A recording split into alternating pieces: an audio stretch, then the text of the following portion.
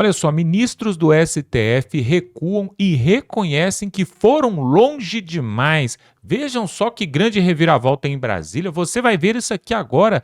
Pela primeira vez nós estamos vendo algo inédito acontecendo. Agora, né? Depois que o Jair Bolsonaro já saiu da presidência, depois que os presos já estão ali há mais de 2 anos, mas parece que tem algo acontecendo ali de muito estranho em Brasília. Nós vamos mostrar isso agora, porque está chamando a atenção. Será que é um blefe deles e eles estão fazendo uma nova armadilha e agora para 2026? Mas olha o que tem acontecido ali com 2 ministros do Supremo. Nós vamos mostrar isso aqui agora. Quem vai trazer para nós é o Deltan Dallagnol, aquele mesmo que colocou o Lula na cadeia junto com o Sérgio Moro. Olha só o que está acontecendo ali, é no mínimo estranho. Isso nunca aconteceu ali, mas parece que eles estão recuando. Será mesmo verdade? E tem um personagem entrando nessa história aí que não estava e agora começa a aparecer. Dá um like nesse vídeo, se inscreve aqui no canal que nós vamos mostrar outras matérias sobre este assunto, porque parece que a coisa virou em Brasília. Será mesmo? Vamos ver essa matéria e voltamos em seguida. Eles sentiram. Os ministros do STF finalmente ficaram preocupados com as críticas internacionais que eles estão sofrendo no exterior, a ponto de confessarem que eles foram longe demais e que algo precisa ser feito. Ah, Deltan, não é possível, isso aí é bom demais para ser verdade. Olha, gente, essa é uma daquelas matérias inacreditáveis que a gente nunca espera ver.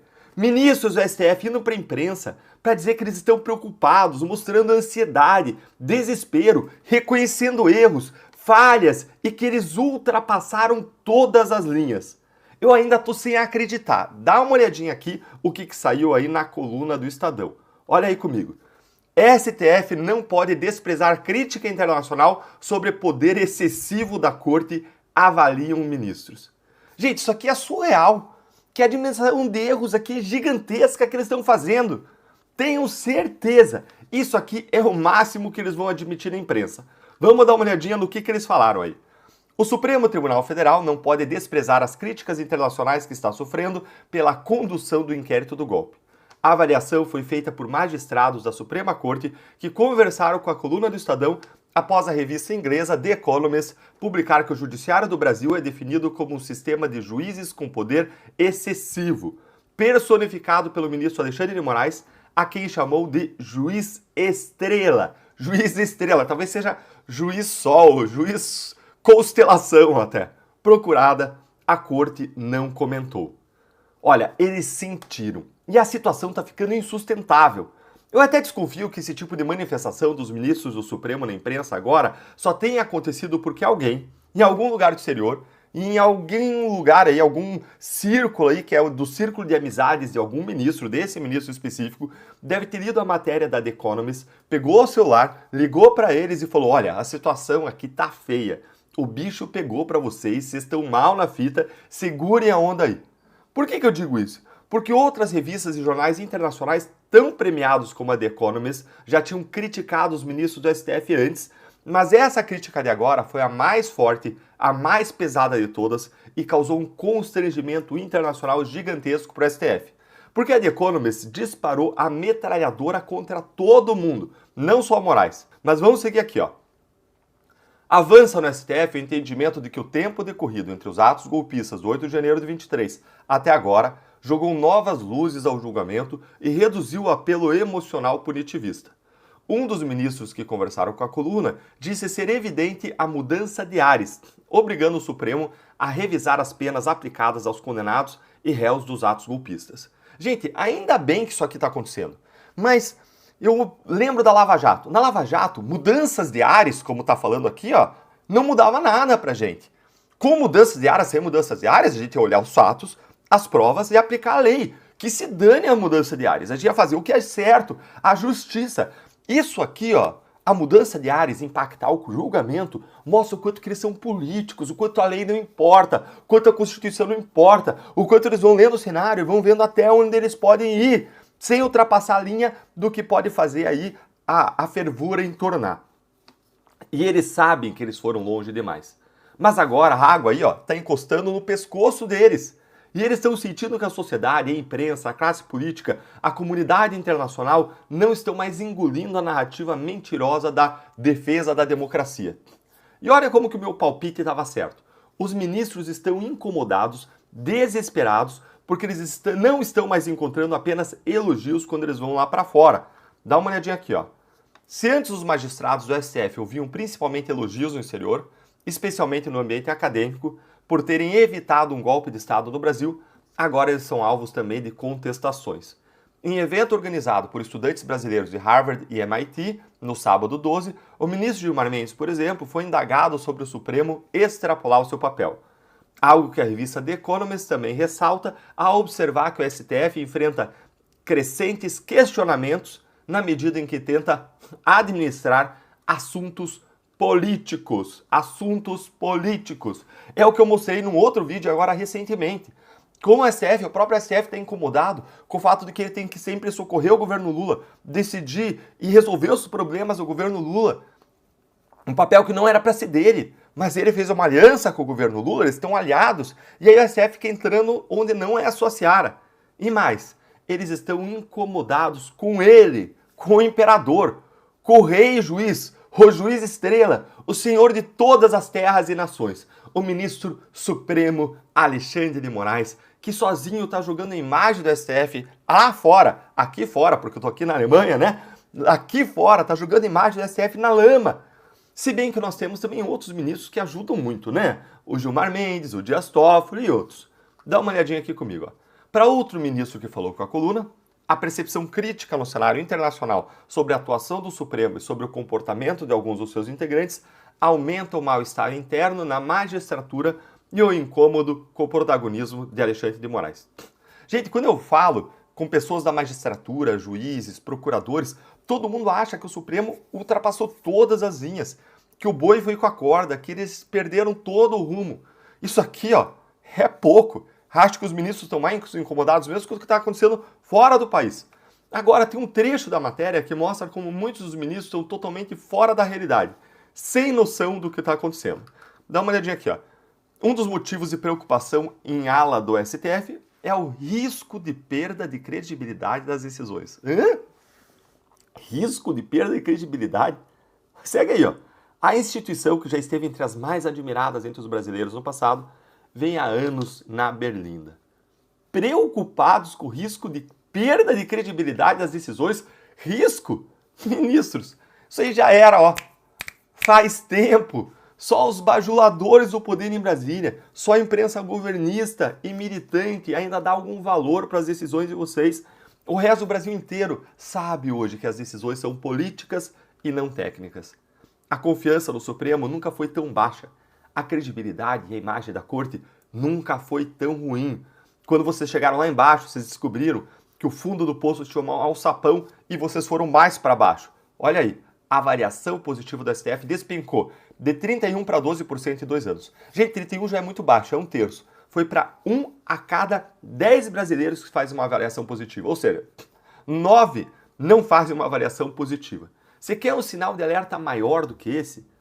Agora olha como a preocupação deles está tão grande que eles estão falando explicitamente em retroceder, em voltar atrás, porque a estratégia da direita de reação aos abusos deu certo, inclusive com essa espalhando a mensagem no exterior.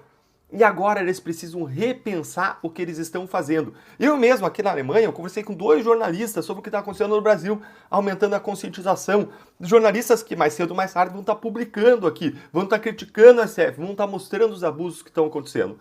Dá uma olhadinha aqui, ó, na sequência. Para um dos magistrados, a publicação inglesa apenas, a The Economist, né, apenas ressoa o pensamento do establishment econômico que transitava no entorno de Bolsonaro e que já questionava a STF. Mesmo assim, admitiu sob reserva à coluna que o avanço das críticas no cenário internacional precisa ser considerado. Esse mesmo ministro avaliou que a direita política brasileira sabe comunicar bem. Ah, isso aí sabe mesmo. E sabe dimensionar suas reclamações. Com essa atuação, ressaltou o juiz, esse grupo político aproveitou o episódio da cabeleireira Débora Rodrigues, que perdeu o mané na Estátua da Justiça, para dar impulso ao projeto de anistia. E ele concluiu, anistia não é para raia miúda. Miúda, quem fala miúda é português, hein? Palavra de Portugal, assim, o pessoal fala muito miúda, hein? Olha, quem será que é esse ministro, hein? que falou que a anistia não é para Raimon. Deixa aí para vocês pensarem quem que é o ministro aí com laços de Portugal que pode ter falado isso aí. Agora, a direita aproveitou o caso da Débora? Não. Entendeu tudo errado, ministro. Está fora da realidade. Não, a direita está lutando por justiça, contra abusos do poder. Quem fez o caso da Débora famoso não foi a direita. Foram vocês abusando do poder e colocando na cadeia uma mulher 2 anos longe dos filhos, praticando uma crueldade máxima, afastando ela da família porque ela escreveu numa estátua com batom. Em que país do mundo que isso é possível? Que país do mundo que joga uma pessoa lá na cadeia, tranca por 2 anos porque escreveu numa estátua? Isso é absurdo. E aí vocês acham que a direita usou? Não, ministros. Vocês estão fora da realidade. A direita lutou, luta e lutará por justiça para Débora e para todos os outros. O caso dela é mais um. E é um que se tornou símbolo por ser tão visível, tão palpável essa injustiça. Mas nós vamos lutar por todos. E se os ministros do STF estão preocupados, desesperados, gente, com as críticas, então quer dizer que nós estamos no caminho certo. Pois é, se eles estão recuando ou não, nós não sabemos na verdade, né? Se isso é apenas, né, um truco, um blefe para poder justamente daqui a pouco vir com outras represárias ou se eles estão se sentindo aí ameaçados pela política internacional, nós não sabemos. Mas a verdade é o seguinte, olha só o que aconteceu agora. O Moraes teve um novo pedido ali recusado de um país onde existe um patriota que está ali há muito tempo exilado, fugido, né? Fugido porque não pode pisar no seu próprio país.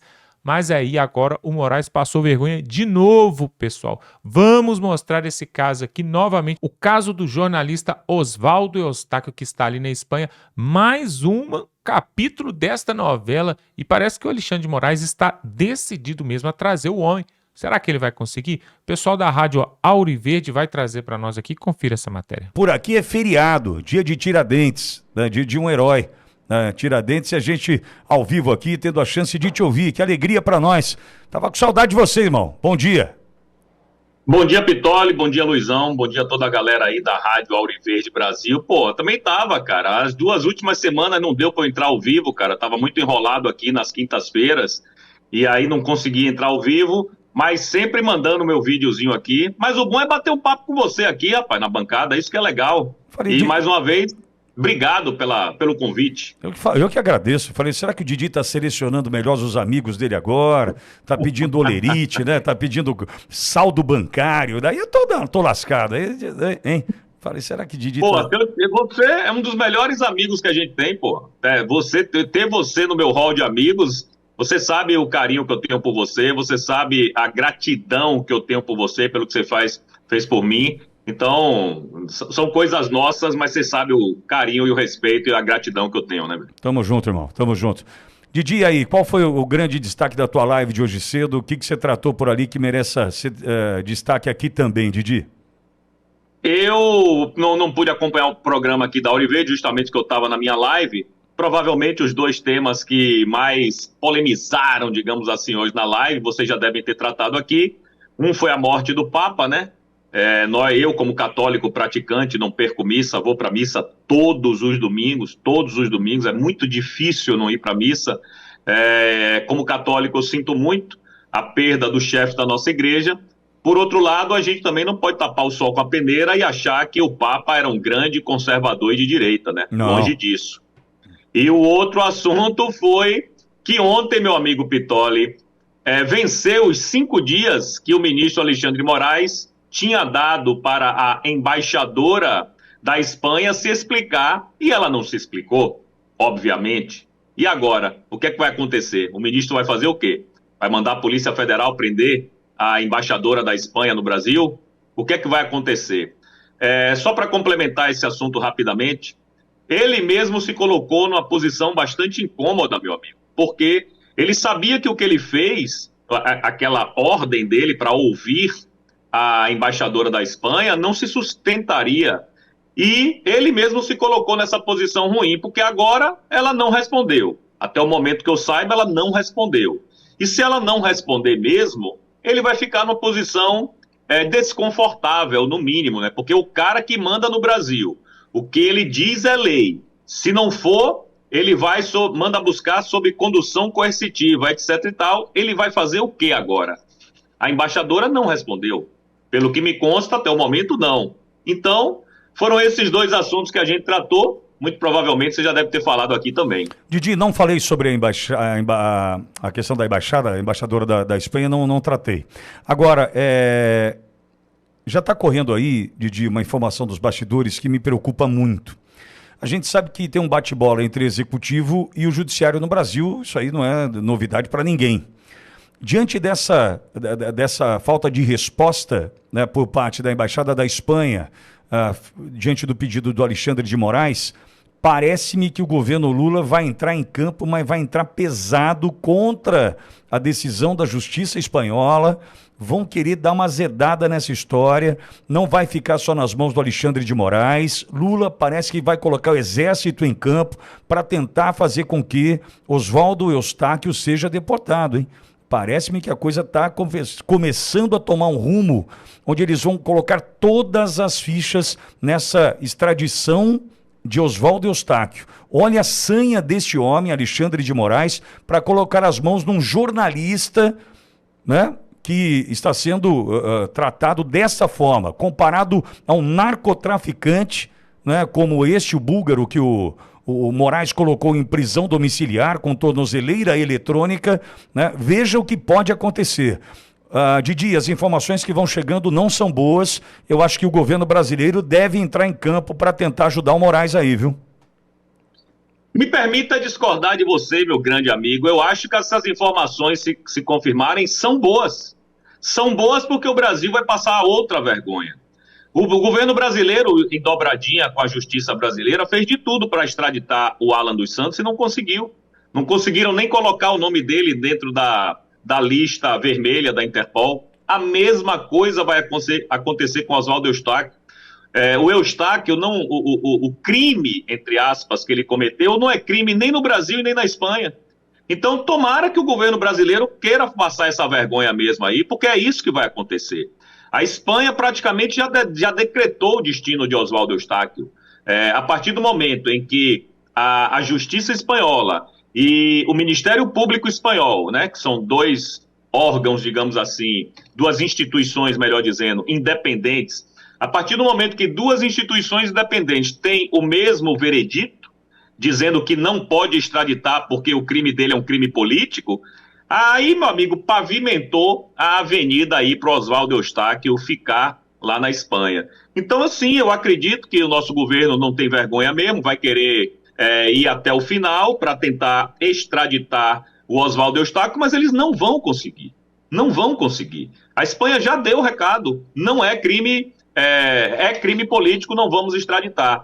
Aí vão tentar agora dizer que é corrupção de menores, que é isso, que é aquilo outro, mas todo mundo sabe que o pano de fundo disso aí, de fato, é político. Então, assim, eu morei 10 anos na Espanha, eu conheço muito bem a política espanhola, conheço muito bem a justiça espanhola, sei o que eu estou falando. Eu acho, como eu disse, que o Oswaldo pavimentou o caminho dele aí, meu querido Pitoli, para ficar lá, viu? O governo brasileiro pode mover a pedra que quiser no tabuleiro aí, que esse checkmate eles tomaram. Então, mas, Didi, mas você há de convir comigo que uma força dessa, né, tanto o executivo quanto o judiciário juntos, tal, isso está trazendo um problema para o próprio Oswaldo Eustáquio do ponto de vista de buscar defesa, custo com defesa, né? Ele vai ter alguns problemas a enfrentar pela frente, né, creio eu, em função desse desespero, porque virou uma missão trazer Oswaldo Eustáquio para o Brasil. Então, eu entendo, concordo contigo, Didi, do ponto de vista de ser bom para nós, mais uma negativa, essa turma passando vergonha no débito e no crédito, eu concordo, mas para chegar a esse ponto, Eustáquio talvez venha a precisar da gente mais uma vez, viu, Didi? Concordo. Aí agora a gente está concordando também, porque infelizmente ele vai precisar de advogado para poder se defender. A gente sabe que advogado no Brasil é caro, imagine um advogado na Espanha, né? Eu nunca precisei de um advogado na Espanha, mas tinha amigos advogados, então eu sei que o processo não é barato não. Infelizmente parece que o objetivo é mais esse, viu, Pitoli? É encher o saco e exaurir financeiramente aí o Oswaldo Eustáquio, né? Eu sei que tem muita gente que torce o nariz para Oswaldo Eustáquio, nem eu, nem você, a gente concorda 100% com o que o Oswaldo fala. Eu não concordo 100% com o que você fala, pô. Ainda você bem. não concorda 100% com o que eu falo. Ainda bem, é do jogo. Claro. É do game, tá tudo certo, não tem problema nenhum. Agora, tratar Oswaldo Eustáquio como bandido é equivaler à extradição do Oswaldo Eustáquio, à extradição de um cara que traficou 52 quilos de pó, meu irmão. Aí é demais, né? Aí é um exagero. E é por isso que eu acho que eles sabem que isso não vai dar em nada.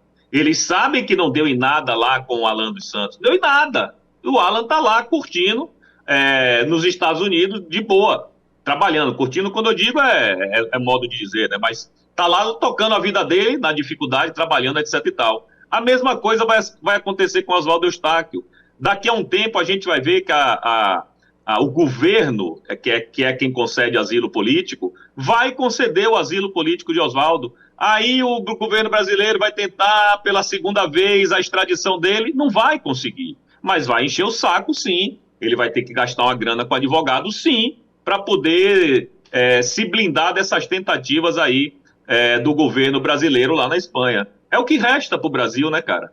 A gente chegou num ponto tão bizarro assim, que o que resta para o governo brasileiro, sabendo que está perdido, é tentar dificultar financeiramente a vida do cara, mais do que já tentaram, porque as contas do Oswaldo Eustáquio são bloqueadas, as minhas também são.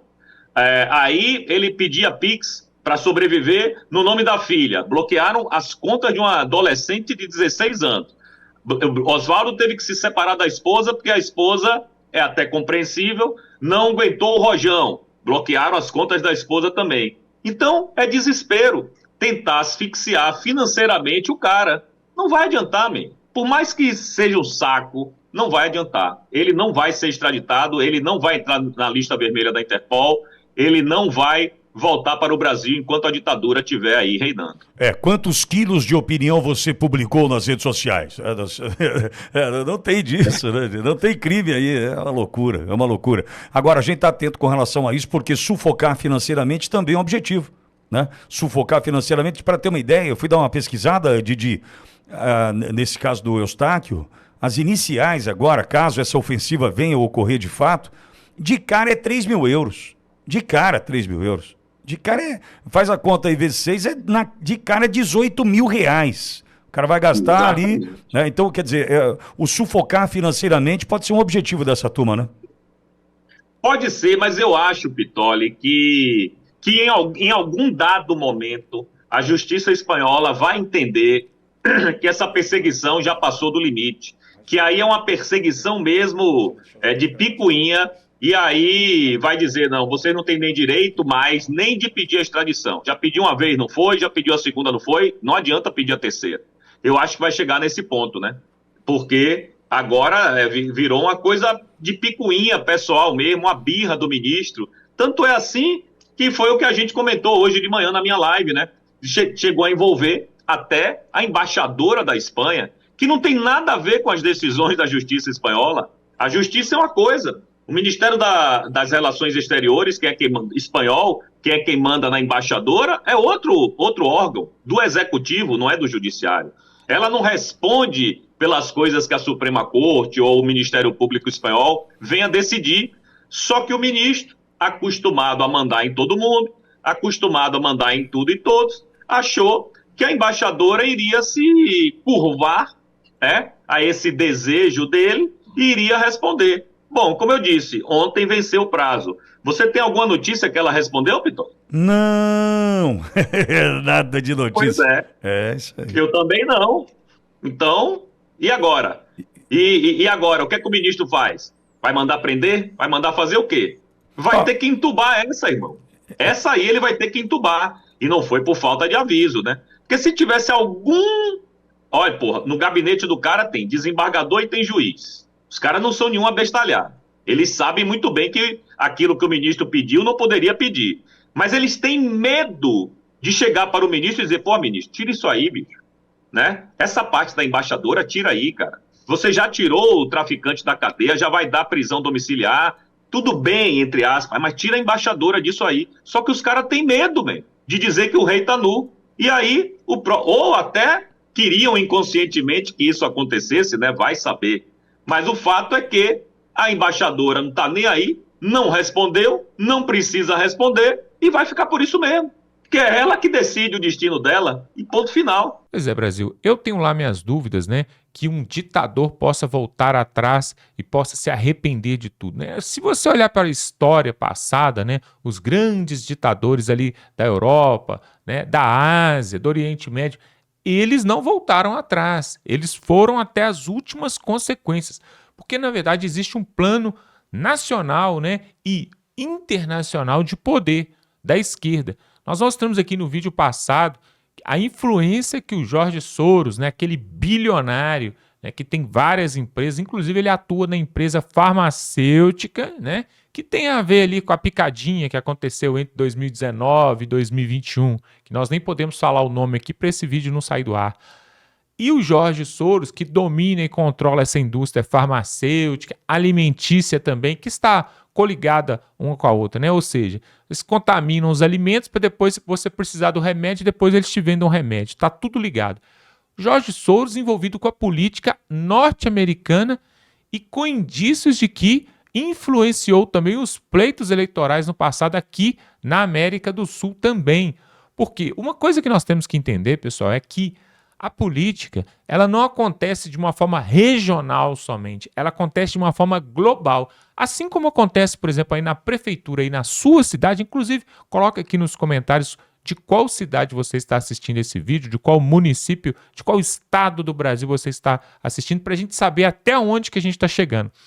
E aí o que acontece? Pode ter certeza, pessoal, o que acontece aí no seu município, por menor que ele seja, é um reflexo daquilo que está acontecendo em Brasília. Por quê? Os vereadores, deputados, senadores estão representando o seu município lá em Brasília e eles estão naquele leve trás, né, lá do Congresso, do STF e do Executivo. Assim também acontece com o Brasil, pessoal. Quem dá ordem em Moraes, em Lula, né, no Michel Temer, no Geraldo Alckmin, na verdade, são as autoridades lá de fora. O Brasil está subjugado. Para quem acha que o Brasil é um país 100% independente, livre e que toma todas as decisões de forma soberana, não. Só que não. Por quê? Além da influência comercial que existe, nós dependemos financeiramente de outros países, dependemos também de uma forma política. Por quê? Para você ter uma ideia, o Brasil não tem capacidade de subverter aí, de se sustentar se tiver uma guerra. Não tem capacidade, vai ter que pedir ajuda para outros países, né? Se algum país invadir o Brasil, nós não temos capacidade de nos defender sozinhos, nós temos que pedir ajuda. Assim também acontece na parte política.